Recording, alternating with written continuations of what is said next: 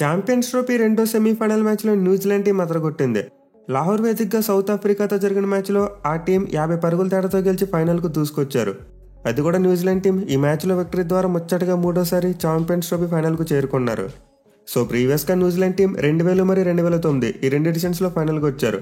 And ఇప్పుడు చూసుకుంటే 2025లో సెమీఫైనల్లో సౌత్ ఆఫ్రికా నుంచి మూడోసారి ఫైనల్కి వచ్చారు. సో న్యూజిలాండ్ టీం అయితే ఈ మ్యాచ్లో ఒక అవుట్ స్టాండింగ్ పెర్ఫార్మెన్స్ ఇచ్చింది. బోత్ బ్యాట్ అండ్ బాల్తో అద్భుతంగా రాణించడంతో పాటు మరోసారి ఫీల్డింగ్లు అదరగొట్టేశారు. మెయిన్లీ మ్యాచ్లో వాళ్ళ బ్యాటింగ్ చూసుకుంటే over the moon absolute class చూపించారు. ముందు రచిన్ రవీంద్ర మరియు కేన్ విలియమ్సన్ సెంచరీలు కొట్టి ఒక పెద్ద పార్ట్నర్షిప్ నెలకొల్పారు. అండ్ దాని చివరిలో డారెల్ మిచెల్ మరియు గ్లెన్ ఫిలిప్స్ వీళ్ళిద్దరూ తమ బ్యాట్లు జొలిపించి న్యూజిలాండ్ టీంకు భారీ స్కోర్ని అందించారు. సో ఈ మ్యాచ్లో అయితే కివీస్ బ్యాట్స్మెన్ ఎక్కడ కూడా సౌత్ ఆఫ్రికా బౌలర్స్కు ఛాన్స్ ఇవ్వలేదు. అలాగే వాళ్ళ టార్గెట్ని డిఫెండ్ చేసుకున్నప్పుడు కూడా చాలా మంచిగా బౌలింగ్ చేశారు. మెయిన్ వాళ్ళ కెప్టెన్ మిచెల్ శాంట్నర్ తన స్పెల్తో మ్యాచ్ని మలుపు తిప్పాడు. సో ఈ మ్యాచ్లో అయితే మరోసారి న్యూజిలాండ్ టీం చాలా మంచి ఆల్రౌండ్ షో కనబరిచిందని చెప్పుకోవచ్చు. అయితే సౌత్ ఆఫ్రికా విషయానికి వస్తే మాత్రం వాళ్ళకి మరోసారి హార్ట్ బ్రేకే మిగిలింది. మనం ప్రివ్యూ వీడియోలో చెప్పుకున్నాం, గత 26 ఏళ్ళగా టీం సెమీఫైనల్లో గెలవలేదు. 1998 సంవత్సరంలో జరిగిన మొదటి ఎడిషన్లో మాత్రం వాళ్ళు సెమీఫైనల్ మ్యాచ్ గెలిచారు. కానీ తర్వాత చూసుకుంటే వాళ్ళు ఆడిన 4 సెమీఫైనల్ మ్యాచ్ల్లో కూడా ఓడిపోయారు. అండ్ ఈ రోజు దాంతో కలుపుకుని 5వ సెమీఫైనల్ మ్యాచ్ ఓడిపోవడం. సో సౌత్ ఆఫ్రికా టీంకి అయితే ఛాంపియన్స్ ట్రోఫీ సెమీఫైనల్లో చాలా పూర్ రికార్డు ఉంది. అండ్ అది ఈరోజు కూడా రిపీట్ అయింది. మెయిన్లీ గత కొన్నేళ్ళుగా ఐసీసీ ఈవెంట్స్లో కన్సిస్టెంట్గా రాణిస్తున్న టీం మరోసారి అయితే కప్పును మిస్ అయ్యారు. సో మన 2023 వన్డే వరల్డ్ కప్ దగ్గర నుండి చూసుకుంటే సౌత్ ఆఫ్రికా టీం ఆల్మోస్ట్ ప్రతి ఐసీసీ ఈవెంట్లో కూడా నాకౌట్కి వచ్చేస్తున్నారు. కానీ మోస్ట్ ఇంపార్టెంట్ నాకౌట్ మ్యాచెస్లో మాత్రం చతికిల పడుతూ కప్పును అయితే అందుకోలేకపోతున్నారు. సో వన్డే వరల్డ్ కప్లో వాళ్ళు సెమీఫైనల్ ఆస్ట్రేలియా మీద ఓడిపోయారు. And then T20 world cup final వరకు వచ్చి మన టీమిండియా మీద ఓడిపోయారు. ఇప్పుడు చూసుకుంటే మరోసారి ఛాంపియన్స్ ట్రోఫీ సెమీఫైనల్ వరకు వచ్చారు, కానీ మళ్ళీ ఓడిపోయారు. సో సౌత్ ఆఫ్రికా టీంకి అయితే ఐసీసీ ట్రోఫీ గెలవాలనే కలగానే మిగిలిపోతుంది. వాళ్ళు ఎంత కష్టపడి చాకర్స్ అన్న ముద్రను చేరుకుందామనే సరే అది పోవట్లేదు. గ్రూప్ స్టేజ్లో అద్భుతంగా రాణించే టీం నాకౌట్ స్టేజెస్లో మాత్రం చాలా తడబడుతున్నారు. ఇన్ఫాక్ట్ ఈ ఛాంపియన్స్ ట్రోఫీ టోర్నమెంట్లో కూడా సేమ్ స్టోరీ. గ్రూప్ స్టేజ్లో ఆఫ్ఘనిస్తాన్ మరియు ఇంగ్లాండ్ టీంలను చిత్తుగా ఓడించారు. కానీ సెమీఫైనల్కి వచ్చేసరికి మాత్రం వాళ్ళ ఆట తీరే మారిపోయింది. ఎస్పెషల్లీ వాళ్ళ బౌలింగ్ చాలా పూర్గా వేశారు. వాళ్ళు గ్రూప్ స్టేజ్లో ఆడిన 2 మ్యాచెస్లో కూడా ఆపోనెంట్ టీం ఆల్అౌట్ చేశారు. కానీ ఈ మ్యాచ్లో చూసుకుంటే మాత్రం ఏకంగా 362 రన్స్ సమర్పించుకున్నారు. సో ఈ మ్యాచ్లో అయితే New Zealand batsmen completely South Africa బౌలర్స్ని అవుట్ ప్లే చేశారు.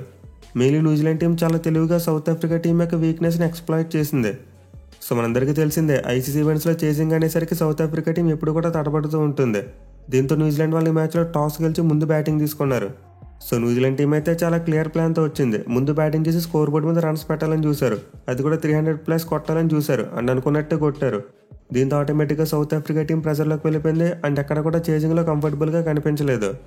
సో న్యూజిలాండ్ బ్యాట్స్మెన్ అయితే లాస్ట్ మ్యాచ్లో మన టీమిండియా మీద ఫెయిల్ అయినప్పటికీ ఈ మ్యాచ్లో మాత్రం చాలా మంచి ఇంటెంట్ చూపించారు. మిగిలిన వాళ్ళు బ్యాటింగ్ స్టార్ట్ చేసిన తర్వాత స్టార్ట్ ఎదిరిపోయింది. విలియం మరియు రచిన్ రవీంద్ర ఇద్దరు కలిసి ఫస్ట్ వికెట్కు 48 పరుగులు యాడ్ చేశారు. ఈవెన్ 21 పరుగులు చేసిన విలియం అవుట్ అయిపోయినా సరే న్యూజిలాండ్ టీం ఎక్కడా తడబడలేదు. ఆ తర్వాత రచిన్ రవీంద్ర మరియు కేన్ విలియమ్సన్ వీళ్ళిద్దరు కలిసి ఒక మైండ్ బ్లోయింగ్ పార్ట్నర్షిప్ నెలకొల్పారు. 2 వికెట్కి ఏకంగా 164 పరుగులు యాడ్ చేశారు. అది కూడా 154 బంతుల్లోనే, అంటే more than 100 strike rate. So మనం ఎప్పుడూ చెప్పుకుంటూనే ఉంటాం, వన్డే ఫార్మేట్లో మ్యాచ్లు గెలవాలంటే మిడిల్ ఓవర్స్ చాలా ఇంపార్టెంట్ అని చెప్పి. అండ్ మిడిల్ ఓవర్స్లో ఇద్దరు బ్యాట్స్మెన్ అద్భుతంగా రాణించారు. ఎస్పెషల్లీ లెఫ్ట్ రైట్ కాంబినేషన్ బాగా వర్కౌట్ అయింది. సో బోత్ రచిన్ రవీంద్ర మరియు కేన్ విలియమ్సన్ ఇద్దరు కూడా సౌత్ ఆఫ్రికా బౌలర్స్తో ఒక ఆట ఆడేసుకున్నారు. లూజ్ బాల్స్ దొరికినప్పుడు బౌండరీస్ కొట్టడంతో పాటు స్ట్రైక్ రొటేషన్ కూడా చాలా మంచిగా చేశారు. ఇన్ఫాక్ట్ తమ పార్ట్నర్షిప్లో ఏ దశలో కూడా ఎక్కువ డాట్ బాల్స్ ఆడి వాళ్ళ మీద వాళ్ళు ఒత్తిడి పెట్టుకోలేదు. ఆల్మోస్ట్ ప్రతి ఓవర్లో కూడా కన్సిస్టెంట్గా రన్ స్కోర్ చేస్తూ స్కోర్ బోర్డుని ముందుకు తీసుకెళ్లారు. సో ఇనీషియల్కి అయితే కేన్ మామ టైం తీసుకున్నాడు, స్లోగానే స్టార్ట్ చేశాడు. ఆ 50 కొట్టే వరకు స్ట్రైక్ రేట్ 100 దాటలేదు. కానీ తర్వాత చూసుకుంటే మాత్రం రెచ్చిపోయి బ్యాటింగ్ చేశాడు. అయితే రచిన్ రవీంద్ర చూసుకుంటే మాత్రం స్టార్టింగ్ నుండి చాలా మంచి గ్లోరియస్ షాట్స్ ఆడాడు. ఎక్కడ కూడా స్కోర్ బోర్డ్ ప్రెజర్ రానివ్వకుండా టైమ్లీ బౌండరీస్ కొట్టేవాడు. సో రచిన్ రవీంద్ర అయితే 101 బంతుల్లో 108 పరుగులు చేసి తన వన్డే కెరియర్లో 5వ సెంచరీ కొట్టాడు. అండ్ 5 సెంచరీలు కూడా ఐసీసీ ఈవెంట్స్లోనే వచ్చాయి. అంటే వన్డే వరల్డ్ కప్లో 3 సెంచరీలు కొట్టాడు, ఛాంపియన్స్ ట్రోఫీలో 2 సెంచరీలు కొట్టాడు. అది కూడా in the matter of 15 innings అనుకుంటా. సో రచిన్ రవీంద్ర అయితే ఐసీసీ ఈవెంట్స్లో న్యూజిలాండ్ టీంకి ఒక స్టార్ ప్లేయర్గా మారిపోయాడు. అండ్ కేన్ మామ గురించి ప్రత్యేకంగా చెప్పనవసరం లేదు, అతను ఒక క్లచ్ ప్లేయర్. న్యూజిలాండ్ టీంకి ఎప్పుడు కూడా నాకౌట్ మ్యాచెస్లో మంచిగా రన్స్ కొడుతూ ఉంటాడు. అండ్ ఈ మ్యాచ్లో కూడా సేమ్ స్టోరీ. 94 బంతుల్లో 102 పరుగులు చేశాడు. సో కేన్ విలియమ్సన్ అయితే ఆల్రెడీ లాస్ట్ మ్యాచ్లో రన్స్ కొట్టాడు మన టీమిండియా మీద. అండ్ ఈ మ్యాచ్లో కూడా అదే ఫామ్ని కంటిన్యూ చేశాడు. బట్ ఇక్కడ డిఫరెన్స్ ఏంటంటే ఇనీషియల్గా స్టార్ట్ వచ్చిన తర్వాత పికప్ అయ్యాడు. అంటే స్టార్టింగ్లో తక్కువ స్ట్రైక్ రేట్తో బ్యాటింగ్ చేసినా ఆ తర్వాత మంచిగా గేర్లు మార్చాడు. మెయిలీ రవీంద్ర వికెట్ పడిన తర్వాత డారెల్ మిచెల్తో పార్ట్నర్షిప్ నెలకొల్పినప్పుడు చూసాం అతను చాలా వేగంగా బ్యాటింగ్ చేశాడు. సో కేన్ మామ అయితే ఇన్నింగ్స్ ద్వారా తన ఇంటర్నేషనల్ కెరియర్లో 19,000 పరుగుల మార్క్ని అందుకున్నాడు. అండ్ ఇప్పటివరకు న్యూజిలాండ్ టీం తరపున ఏ బ్యాట్స్మెన్ కూడా ఇలాంటి ఘనత సాధించలేదు. For the first time Kane Williamson ఆ టీం తరపున 19,000 పరుగుల మార్కును అందుకున్న బ్యాట్స్మెన్గా రికార్డుని క్రియేట్ చేశాడు.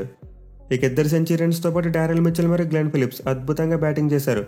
మేలీ మిచెల్ ఇనిషియల్గా కొంచెం స్లోగానే స్టార్ట్ చేసినప్పటికీ ఆ తర్వాత అగ్రెషన్ చూపించాడు. అండ్ ఫిలిప్స్ చూసుకుంటే వచ్చినప్పటి నుంచి కొడుతూనే ఉన్నాడు. ఇద్దరు కూడా తమ 50s ఒక్కో పరుగు తేడాతో మిస్ అయినప్పటికీ న్యూజిలాండ్ టీంకి మాత్రం భారీ స్కోర్ అందించడంలో ఎక్కడా ఫెయిల్ అవ్వలేదు. ఎస్పెషల్లీ లాస్ట్ 3 ఓవర్స్లో గ్లెన్ ఫిలిప్స్ రెచ్చిపోయి బ్యాటింగ్ చేశాడు. మొత్తం 27 బంతులు 49 పరుగులు కొట్టేశాడు. దీనివల్ల న్యూజిలాండ్ టీం స్కోర్ 362 వరకు వెళ్ళింది. లేకపోతే వాళ్ళు ఒక పాయింట్ ఆఫ్ టైంలో 330 లేదా 340 దగ్గర ఆగిపోతారు అనుకున్నాం. సో లాస్ట్ 10 ఓవర్స్లో అయితే న్యూజిలాండ్ టీం మరోసారి చాలా బాగా యాక్సలరేట్ చేసింది. పాకిస్తాన్ టీం మీద అలా అయితే ఎక్కువ రన్స్ కొట్టి రీమ్యాచ్లు కూడా same to same last 10 overs ఏకంగా 110 పరుగులు పిండుకున్నారు. దీనివల్ల టీంకి చాలా పెద్ద స్కోర్ వచ్చింది. ఇన్ఫాక్ట్ వాళ్ళు కొట్టిన 362 రన్స్ ఛాంపియన్స్ ట్రోఫీలో ఒక టీం కొట్టిన highest total. So clearly New Zealand batsmen అయితే సౌత్ ఆఫ్రికా బౌలర్స్ని అవుట్ ప్లే చేశారు. వాళ్ళు ఇంగ్లాండ్తో మ్యాచ్లో వేసిన బౌలింగ్కి అసలు ఎక్కడా కూడా సంబంధం లేదు. చాలా ఒత్తిడిలో కనిపించారు. మెయిన్లీ వాళ్ళ బౌలర్స్లో ఎవరు కూడా రన్స్ని కంటైన్ చేయలేకపోయారు. అందరూ కూడా 6.5 కంటే ఎక్కువ ఎకానమీతో బౌలింగ్ చేశారు. ఎస్పెషల్లీ మార్క్ హెన్సన్ ఇంగ్లాండ్తో మ్యాచ్ అద్భుతంగా బౌలింగ్ చేశాడు కొత్త బంతితో. కానీ మ్యాచ్లో చూసుకుంటే మాత్రం 10 ఓవర్లలో 79 పరుగులు ఇచ్చాడు, అది కూడా ఒక వికెట్ తీసుకోకుండా. అలాగే క్యాష్ మహారాజ్ కూడా వికెట్ ఏమీ తీయకుండా 65 పరుగులు సమర్పించుకున్నాడు. ఈవెన్ రబాడా, లుంగింగ్ని మరియు మల్డర్ ముగ్గురు వికెట్స్ తీసుకున్నప్పటికీ వీళ్ళు కూడా చాలా ఎక్కువ ఎకానమీతో బౌలింగ్ చేశారు. సో సౌత్ ఆఫ్రికా టీం దగ్గర రన్స్ని కంటైన్ చేసే బౌలర్ కనిపించలేదు. మెయిన్లీ వాళ్ళు మిడిల్ ఓవర్స్లో రచిన్ రవీంద్ర మరియు విలియమ్సన్ వీళ్ళిద్దరు పార్ట్నర్షిప్ను బ్రేక్ చేయలేకపోయారు. సో నాకు ఎందుకు ఈ మ్యాచ్లో సౌత్ ఆఫ్రికా బౌలర్స్ న్యూజిలాండ్ టీంలో లైట్ తీసుకున్నారేమో అనిపించింది. అంటే ఈ మ్యాచ్కి ముందు న్యూజిలాండ్ వాళ్ళు మన టీమిండియా మీద సరిగ్గా బ్యాటింగ్ చేయలేదు. At the same time south Africa bowlers England team మీద అద్భుతంగా బౌలింగ్ చేశారు. దీంతో మేబీ వాళ్ళ బౌలర్స్ ఈ మ్యాచ్లోకి కాస్త ఓవర్ కాన్ఫిడెన్స్తో వచ్చారేమో అనిపించింది. అండ్ ఆల్సో వాళ్ళ ఫీల్డింగ్ కూడా అంత అప్ టు ద మార్క్ లేదు. ఇన్ఫాక్ట్ హెన్రీ క్లాసన్ 29th ఓవర్లో కేన్ మామిచ్చిన క్యాచ్ని డ్రాప్ చేశాడు. ఆ క్యాచ్ కనుక తీసుకుని ఉంటే న్యూజిలాండ్ టీం ట్రబుల్లోకి వెళ్ళేది. ఇక చేజింగ్లో చూసుకున్న టీంకి మంచి స్టార్ట్ రాలేదు. రియాన్ రెకల్టన్ తొందరగా అవుట్ అయిపోయాడు. అండ్ టెంబా పౌమా చూసుకుంటే ఊరికే జిడ్డాట ఆడాడు. సో 363 పరుగుల టార్గెట్ని చేసినప్పుడు ఖచ్చితంగా పవర్ ప్లేని బాగా యూటిలైజ్ చేసుకోవాలి. కనీసం ఒక 60 to 70 రన్స్ అయినా కొడితే కానీ చేసి ముందుకెళ్దు. అయితే సౌత్ ఆఫ్రికా కెప్టెన్ బౌమా మాత్రం ఎలాంటి ఇంటెంట్ చూపించలేదు. మేలా 50 రీచ్ అయ్యే టైంలో చూసాం 48 నుంచి 50కి రావడానికి 9 బాల్స్ పట్టింది అతనికి. So clearly south Africa captain దగ్గర నుండి ల్యాక్ ఆఫ్ ఇంటెంట్ కనిపించింది. బడదరెండ్లో మాత్రం ఆర్బీడీ మంచిగానే బ్యాటింగ్ చేశాడు. 66 బంతుల్లో 69 పరుగులు చేశాడు. అలాగే ఏడెన్ మార్క్రమ్ కూడా 29 బంతులు 31 పరుగులు చేశాడు. సో కనుక పాయింట్ ఆఫ్ టైంలో సౌత్ ఆఫ్రికా టీం పర్వాలేదు, చేతిలో ఉన్నట్టే కనిపించారు. రెండో వికెట్కి 105 బంతులు 105 పరుగుల పార్ట్నర్షిప్ వచ్చింది. కానీ ఇప్పుడైతే మిచెల్ శాంట్నర్ బౌలింగ్కి వచ్చాడో వాళ్ళ మీద ప్రెజర్ పెరిగింది. మేలీ ముందు చెప్పుకున్నాం, బౌమా హాఫ్ సెంచరీ దగ్గరలో ఉన్నప్పుడు ఎక్కువ డాట్ బాల్స్ ఆడేశాడు. దీంతో వాళ్ళ మీద ఒత్తిడి పెరిగిపోయింది. సో ఆబ్వియస్లీ శాంట్నర్ అయితే బ్రిలియంట్ బౌలింగ్ చేశాడు. చాలా టైట్ లైన్ అండ్ లెన్స్ వేశాడు. At the same time ball turn అవడం కూడా చూసాం మనం. దీనివల్ల హాఫ్ సెంచరీ కొట్టి క్రీజ్లో సెట్ అయిన ఆర్బీడీ కూడా డిసీవ్ అయిపోయాడు. అలాగే తర్వాత the most important class and wicket కూడా శాంట్నరే తీశాడు. సో శాంట్నర్ బౌలింగ్కి వచ్చాక గేమ్ యొక్క డైనమిక్స్ చాలా తొందరగా మారిపోయాయి. అతను చాలా తక్కువ టైంలో 3 వికెట్లు తీసుకున్నాడు. అలాగే రచిన్ రవీంద్ర కూడా బౌలింగ్కి వచ్చి ఏడెన్ మార్క్రమ్ వికెట్ తీసుకున్నాడు. సో 125 పరుగులకు 1 వికెట్ కూడా సౌత్ ఆఫ్రికా టీమ్ స్కోర్ 189 వచ్చేసరికి 5 వికెట్లు పడిపోయాయి. విచ్ మీన్స్ వాళ్ళు రెగ్యులర్ ఇంటర్వల్స్లో వికెట్లు కోల్పోయారు. ఆ 2 వికెట్ పార్ట్నర్షిప్ తర్వాత మరో పెద్ద పార్ట్నర్షిప్ రాలేదు. సో ఎప్పుడైతే క్లాసన్ మరియు మార్క్రమ్ అవుట్ అయిపోయారు, ఇంకా సౌత్ ఆఫ్రికా టీం ఓటమి ఖాయమైపోయింది. అయితే చివరిలో డేవిడ్ మిల్లర్ మాత్రం ఒంటరి పోరాటం చేశాడు. 67 బంతుల్లో సెంచరీ కొట్టాడు. మేలీ డెత్ ఓవర్స్లో అగ్రెసివ్గా బ్యాటింగ్ చేశాడు. బట్ అప్పటికే జరగాల్సిన నష్టం అంతా జరిగిపోయింది. అదరంలో వికెట్స్ పడిపోతూనే ఉన్నాయి.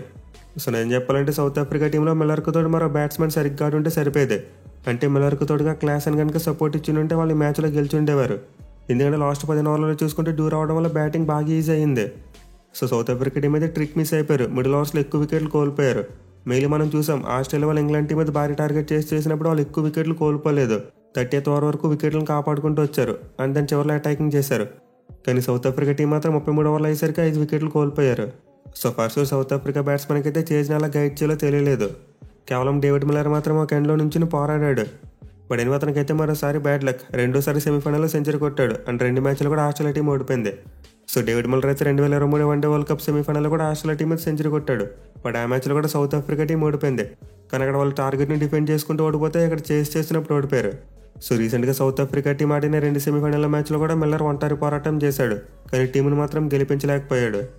ఇక న్యూజిలాండ్ బౌలర్స్ విషయానికి వస్తే వాళ్ళ స్పిన్నర్స్ చాలా బాగా బౌలింగ్ చేశారు. మేలు ముందు చెప్పుకున్నట్టు వాళ్ళ కెప్టెన్ 3 వికెట్లు తీసుకుని బ్రిలియంట్ స్పెల్ వేశాడు. అలాగే బ్రేస్వెల్, రచిన్ రవీంద్ర మరియు గ్లెన్ ఫిలిప్స్ ముగ్గురికి కూడా వికెట్లు వచ్చాయి. సో క్లియర్లీ న్యూజిలాండ్ స్పిన్నర్స్ అయితే సౌత్ ఆఫ్రికా బ్యాట్స్మెన్ బాగా డామినేట్ చేశారు. అలాగే పేసర్స్లో యంగ్స్టర్స్ రన్స్కి వెళ్ళినప్పటికీ మ్యాట్ హెన్రీ కూడా 2 వికెట్లు తీసుకున్నాడు. సో ఇండియాతో మ్యాచ్ అన్నప్పుడు అలా అయితే న్యూజిలాండ్ బౌలర్స్ మంచిగానే బౌలింగ్ చేశారు. ఈ మ్యాచ్లో కూడా చాలా మంచిగా బౌలింగ్ చేశారు. అండ్ ఆల్సో ఫీల్డ్ ప్లేస్మెంట్స్ కూడా ప్రాపర్గా పెట్టి ఈజీ సింగిల్స్ ఇవ్వకుండా ఉండడం. ఇలా చెప్పుకుంటూ పోతే న్యూజిలాండ్ టీం అయితే చాలా మంచిగా ప్లాన్ చేసుకున్నారు. అండ్ ఎప్పట్లైనా వాళ్ళ ఫీల్డింగ్ మరోసారి అదిరిపోయింది. సో న్యూజిలాండ్ టీం అయితే మన టీమిండియా మీద ఓడిపోయిన టీంలో ఎక్కడా కూడా ఆడలేదు. వాళ్ళు కంప్లీట్గా ఒక ఛాంపియన్ టీంలోనే ఆడారు. మెయిల్ వాళ్ళు ఆడ తెరిచిస్తే మన టీమిండియా మీద ఓడిపోయింది వీలైనా అని అనిపించేలా ఉంది. సో డెఫినెట్లీ న్యూజిలాండ్ టీం అయితే ఫైనల్లో మన టీమిండియాకు చాలా గట్టి కాంపిటీషన్గా మారతారు. మెయిల్ ఆల్రెడీ ఒకసారి మన టీమిండియా మీద ఓడిపోయినారు కాబట్టి ఈసారి బెటర్ ప్లానింగ్తో వచ్చే అవకాశాలు ఎక్కువగా ఉంటాయి. సో రాబోయే సండే రోజు మన టీమిండియా మరియు న్యూజిలాండ్ ఈ రెండు జట్లు రెండోసారి ఫైనల్ మ్యాచ్లో తలపడబోతున్నాయి. ప్రీవియస్గా 2000 సంవత్సరంలో కూడా రెండు జట్ల మధ్య ఫైనల్ మ్యాచ్ జరిగింది. అండ్ ఆ మ్యాచ్లో న్యూజిలాండ్ వాళ్ళు గెలిచారు. సో ఫైనల్లో ఓడిపోయాక మన టీమిండియా మళ్ళీ 5 ఏళ్ల తర్వాత న్యూజిలాండ్ టీంతో ఛాంపియన్స్ ట్రోఫీ ఫైనల్ ఆడబోతుంది. చూడాలి మరి మన వాళ్ళు రివెంజ్ తీర్చుకుని కివీస్ మీద కప్పు గెలుస్తారా లేదా అనేది.